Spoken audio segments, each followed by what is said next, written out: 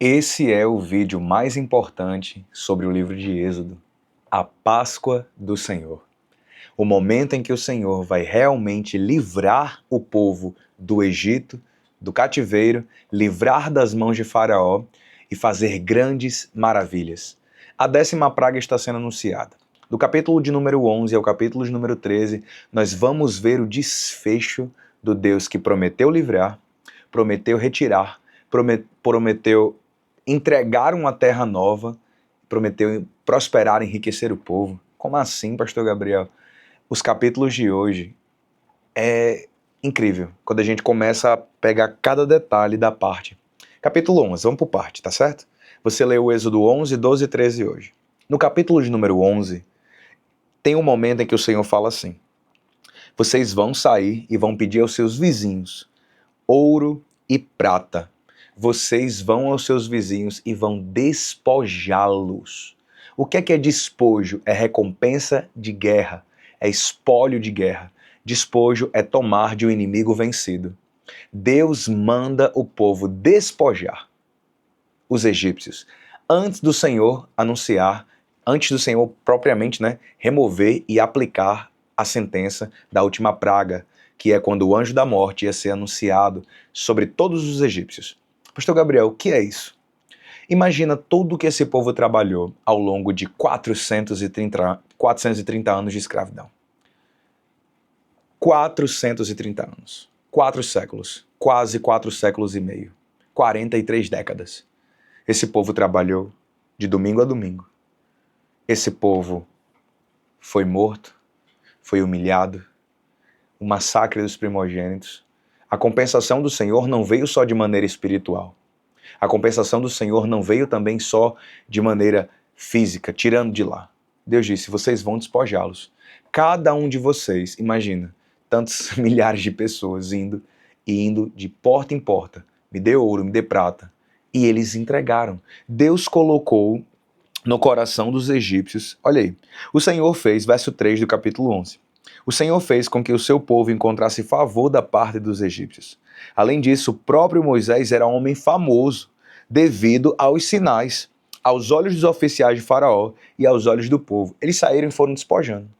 Saíram e foram literalmente tomando posse. Deus estava restaurando a dignidade, devolvendo tudo aquilo que o Egito roubou deles. Devolvendo o tempo, devolvendo a alegria, devolvendo a honra, devolvendo o futuro.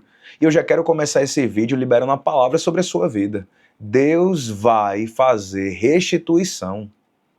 Muitas vezes eu já ouvi pregadores falar, pastor, o crente não tem direito de pedir restituição. O crente não tem direito porque a gente merecia o inferno, a gente vai pedir restituição. Nós estamos orando pela restituição daquilo que Satanás tomou, daquilo que o pecado, e Satanás usa o pecado para escravizar o povo, e roubou a gente. Então aquele povo foi escravizado, aquele povo foi humilhado, aquele povo perdeu tanta coisa, Deus disse, agora é um tempo de restituir. Nesta geração haverá restituição. E eu quero declarar uma palavra sobre a sua vida. Deus vai restituir tudo aquilo que o inimigo tomou de você e tomou da sua família. Comenta aqui embaixo, Deus vai restituir. Essa é uma palavra muito poderosa. Na continuação do capítulo 11, a gente vê no verso 4, Moisés falando, assim diz o Senhor, perto da meia-noite, passarei pelo meio do Egito, e todo o primogênito na terra do Egito morrerá. Olha só, desde o primogênito de Faraó, que se assenta no trono, até o primogênito da escrava, que moe farinha. Haverá grande clamor em toda a terra do Egito, como nunca houve antes. Faraó, enfurecido, expulsou Moisés de sua presença. É assim que se encerra o capítulo de número 11. A gente entra no 12. Deus anuncia o juízo. Capítulo 12, Deus anuncia a Páscoa. Vem juízo, mas tem a Páscoa. Vem a condenação, mas tem a Páscoa.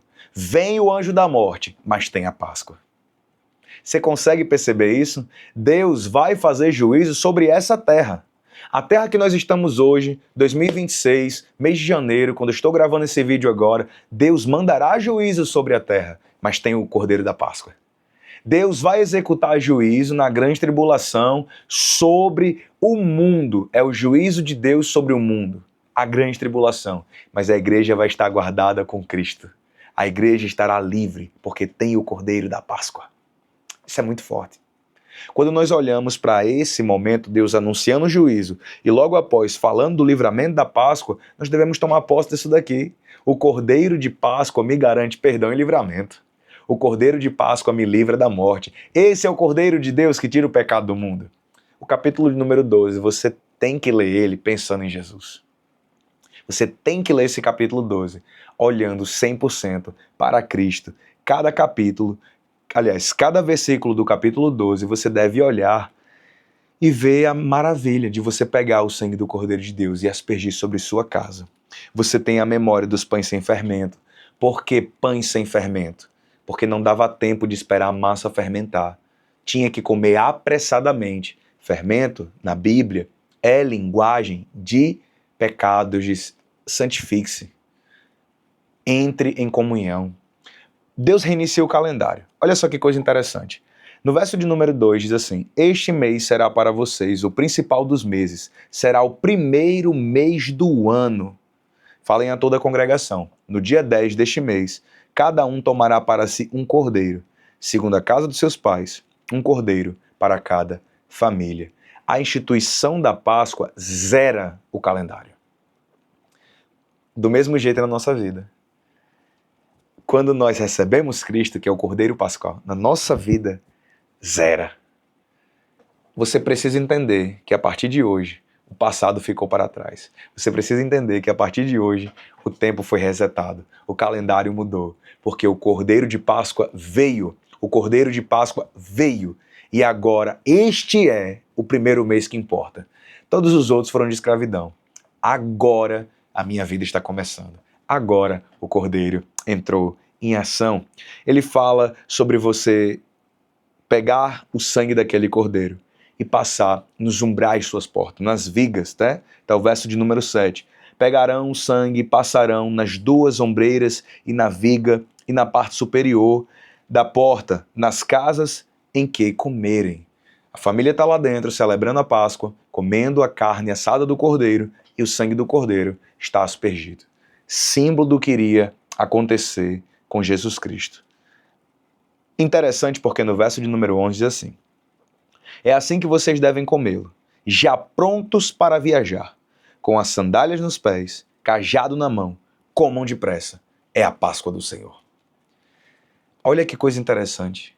Deus manda o povo celebrar a Páscoa com pressa.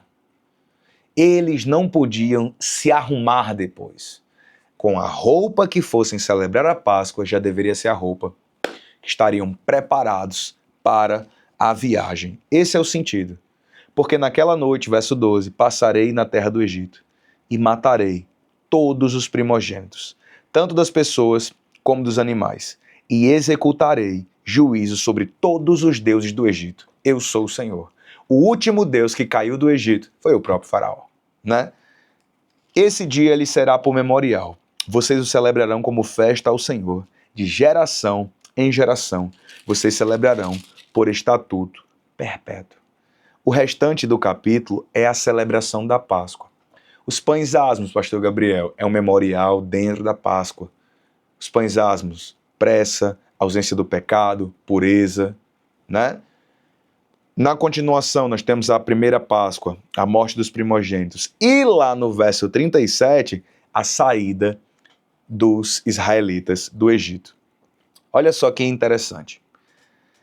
No verso 36 diz: o Senhor fez com que seu povo encontrasse favor da parte dos egípcios, de maneira que esses lhe davam tudo o que pediam, e despojaram os egípcios. Assim os filhos de Israel partiram de Ramsés para Sucote, e eram cerca de 600 mil a pé, somente homens, sem contar mulheres e crianças. Saiu também com eles um misto de gente, ovelha, gado, muitos animais. Assaram pães sem fermento da massa que levaram do Egito, pois a massa não tinha levedado, porque eles foram expulsos do Egito.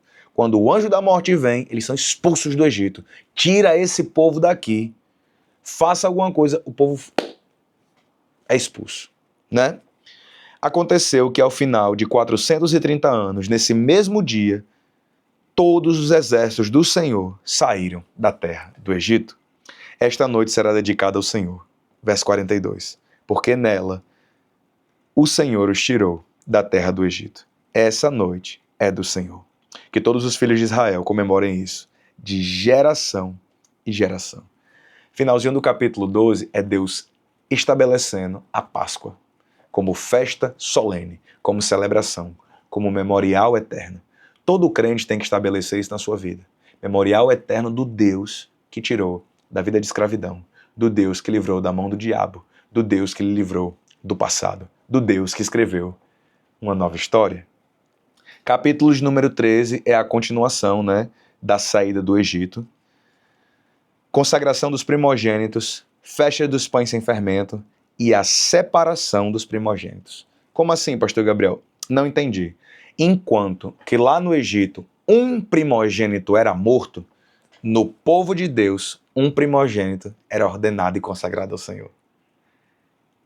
Lá um era morto, aqui um é dedicado ao Senhor. Deus santifica. Isso é muito bonito. Encerrar esse capítulo comentando a maneira como Deus guia. No capítulo 13, que é a continuação da saída deles pelo Egito, eles saem do Egito e vão, rumando em direção ao Mar Vermelho.